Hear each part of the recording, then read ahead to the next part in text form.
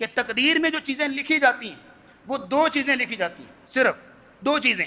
Number ایک، ما اصاب علی الانسان، جو حالات انسان پر وارد ہونے والے ہیں وہ لکھے جاتے ہیں. اور نمبر دو، ما یفعل الانسان، جو انسان آگے سے کرنے جا رہا ہے وہ لکھا جاتا ہے. دو چیزیں ضرور لکھی جاتی ہیں. ما اصاب علی الانسان، جو حالات انسان کو پیش آنے والے ہیں وہ لکھا جاتا ہے. جیسے آتا ہے سورہ حدید میں، ما اصاب من مصیبت فی الارض ولا فی انفسکم الا فی کتاب من قبل ان نبرأها ان ذلک علی اللہ یسیر. جو بھی مصیبت زمین میں آتی ہے یا انسانوں تمہیں کوئی مصیبت لاحق ہوتی ہے، الا فی کتاب من قبل ان نبرأها، مگر وہ کتاب کے اندر لکھی ہوئی ہے جو اللہ رب العزت نے پہلے سے لکھ رکھی ہے اللہ کے علم میں.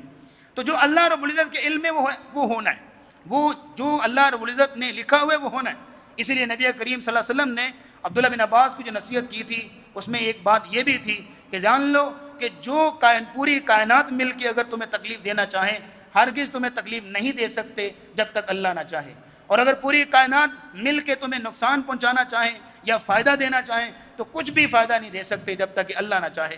تو اس لیے ما اصاب علی الانسان، جو حالات انسان پر وارد ہونے والے ہیں.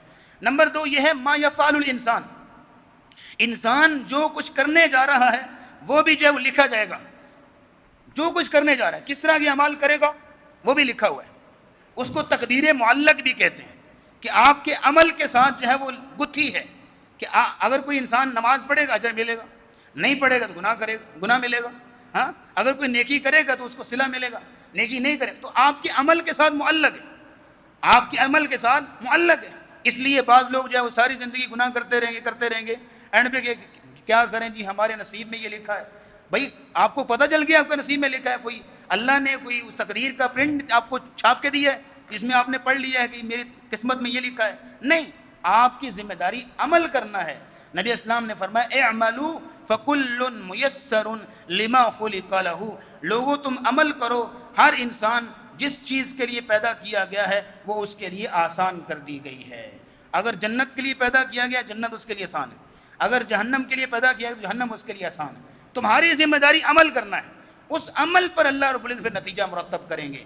اب یہاں پہ ایک بڑا اہم نقطہ نوٹ کر لیجئے گا، وہ یہ ہے کہ تقدیر پر ایمان لانا کیوں ضروری ہے، اور تقدیر ایمان بالقدر کو ہمارے ایمان کا حصہ کیوں قرار دیا گیا. 3 مقصد کے لیے. پہلا مقصد یہ ہے کہ ماضی کا صدمہ ختم ہو جائے. پہلا مقصد کیا ہے؟ ماضی کا صدمہ ختم ہو جائے. ماضی میں بڑے برے حالات ہوئے، بڑے واقعات ہوئے، کوئی صدمہ پیش آ گیا تو اس کا صدمہ رہتا ہے، لیکن ایک جملے سے وہ صدمہ کم ہو جاتا ہے جب آپ کہتے ہیں کہ جو نصیب میں تھا وہ ہوا، جو اللہ نے لکھا تھا وہ ہوا. تو تھوڑی تسلی ملتی ہے کہ نہیں؟ تھوڑا سا حوصلہ ملتا ہے. تو ماضی کا صدمہ کم ہو اس لیے جو ہے وہ اللہ رب العزت نے ایمان بالقدر کو لازمی قرار دیا. دوسرا فائدہ یہ تھا کہ مستقبل کا خوف ختم ہو جائے. مستقبل کا خوف ختم ہو جائے. انسان بیٹھا ہے، اچھا یہ ہو جائے گا، اچھا وہ ہو جائے گا، یہ نہ ہو جائے، وہ نہ ہو جائے، کبھی ایسا نہ ہو جائے، کبھی ویسا سوچ رہا ہوتا نا، تو اندر ہی اندر کھا رہا ہوتا ہے اپنے آپ کو، ڈر رہا ہوتا ہے. یہ ڈپریشن، یہ انزائٹی، یہ بلائیں کہاں سے آئیں؟ اسی خوف کی وجہ سے آئی نا. تو یہ خوف ختم ہو جائے گا کہ بھائی جو اللہ نے لکھا وہی ہونا ہے. جب موت لکھی ہے تب آنی، اس سے پہلے نہیں آ سکتی. پھر انسان چاہے آگ میں کود جائے، چاہے موسیٰ علیہ السلام دریاؤں میں جو ہے وہ چھلانگیں لگا دیں، کچھ بھی ہو جائے ڈرے گا نہیں. کیوں؟ جو ہونا ہے، جو رب نے لکھا وہی ہونا ہے. تو مستقبل کا خوف ختم ہو جائے گا جب یہ انسان سوچے گا کہ میرے رب نے جو میرے نصیب میں لکھا ہے وہی ہونا ہے. اور پھر تیسری فائدہ اس میں یہ ہوتا ہے کہ اللہ پہ توکل اور بھروسہ پیدا ہوتا ہے، اللہ پہ اعتماد پیدا ہوتا ہے. جیسے شروع میں آپ کے سامنے آیت رکھی، قل کہہ دیجئے لن یصیبنا الا ما کتب اللہ لنا، ہمیں کوئی مصیبت لاحق نہیں ہو سکتی مگر وہ جو اللہ نے ہمارے لیے لکھ رکھی ہے. ہوا مولانا وعلی اللہ فلیتوکل المؤمنون، وہ اللہ ہمارا مولا ہے، ہمارا مددگار ہے، وہ ہمارے بارے میں اچھا ہی فیصلہ کرے گا، ہمارے بارے میں خیر اور سچائی اور انصاف پر مبنی فیصلہ کرے گا. وعلی اللہ فلیتوکل المؤمنون، اور مومنوں کو اللہ پر ہی توکل کرنا چاہیے. اس لیے اللہ نے کہا کہ تقدیر اس لیے تمہیں بتائی ہے، سورہ حدید میں تو اس کا پرپس بیان کیا، کہا لِكَيْ لَا تَأْسَوْا عَلَى مَا فَاتَكُمْ وَلَا تَفْرَحُوا بِمَا آتَاكُمْ. تقدیر کا تمہیں اس لیے بتایا ہے، ایمان اس لیے لازم قرار دیا ہے تاکہ جو تم سے چھن جائے اس کا افسوس ختم ہو جائے، اور جو تمہیں مل رہا ہے اس پر اترانا بند کر دو.